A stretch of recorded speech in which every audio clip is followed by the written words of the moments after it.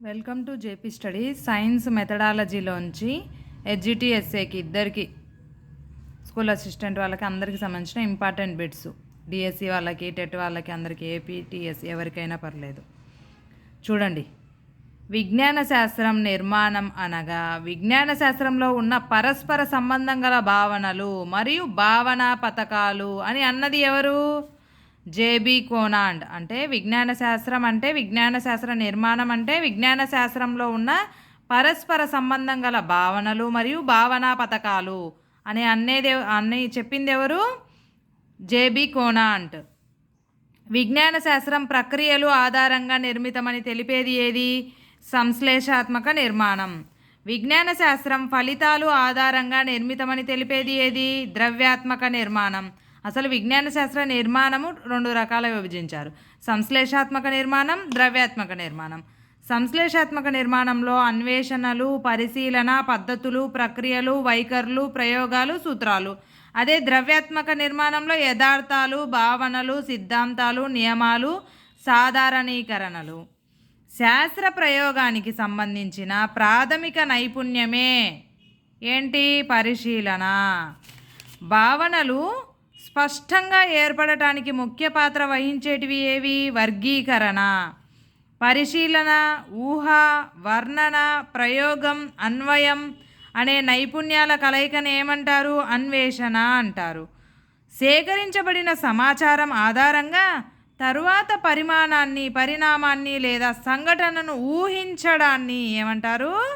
ప్రాగుక్తీకరించడం అని అంటారు. ప్రయోగశాలలో ప్రయోగాలు నిర్వహించడాన్ని ఏమంటారు? ప్రయోగ నిర్వహణ అంటారు. ఏమంటారు? ప్రయోగ నిర్వహణ. దేని ఆధారంగా చరాల నియంత్రణ, ప్రయోగ నిర్వహణ జరిగి సత్యాలు నిరూపించబడతాయి? ప్రాకల్పన ఆధారంగా చరాల నియంత్రణ, ప్రయోగ నిర్వహణ జరిగి సత్యాలు నిరూపించబడతాయి. సత్యాన్వేషణలోని పరిశీలనకు విలువ కట్టడానికి ఏది ఒక మార్గం? కొలవడం. చూడండి, మారని నిర్వివాదమైన సత్యాన్ని ఏమంటారు? యథార్థం అంటారు. యథార్థము మారని నిర్వివాదమైన సత్యం. జ్ఞానం అంతా భావనల ద్వారానే ఏర్పడుతుంది. సత్యాల ద్వారా భావనలు ప్రతిపాదించబడతాయి అని తెలిపింది ఎవరు? సోక్రటీస్.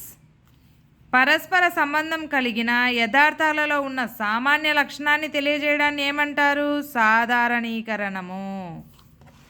సత్యాల మధ్య సంబంధాన్ని అర్థవంతమైన రీతిలో వివరించే మార్గం సిద్ధాంతం అని నిర్వచించింది ఎవరు? గుడ్ అండ్ హల్.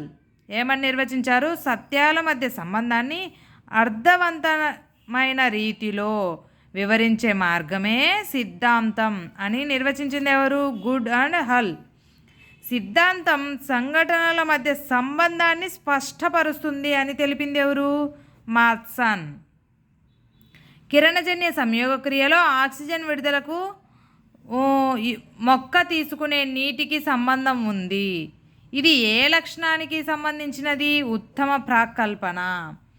మానవ ఆలోచనలు, అవగాహన ద్వారా ప్రకృతి పట్ల సరైన అవగాహనను ఏది అందిస్తుంది? జీవశాస్త్ర పరిజ్ఞానం. ఏ సంవత్సరంలో జాతీయ విద్యా విధానం పర్యావరణం గురించి అవగాహన కల్పించడం, పర్యావరణ విద్యను బోధించాలి అని సూచించింది? ఏ సంవత్సరంలో జాతీయ విద్యా విధానం? 1986 సంవత్సరంలో జాతీయ విద్యా విధానం పర్యావరణం గురించి అవగాహన కలిగించడం, పర్యావరణ విద్యను బోధించాలి అని సూచించింది.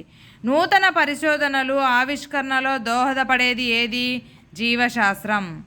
Thank you for watching. Please like, share, subscribe.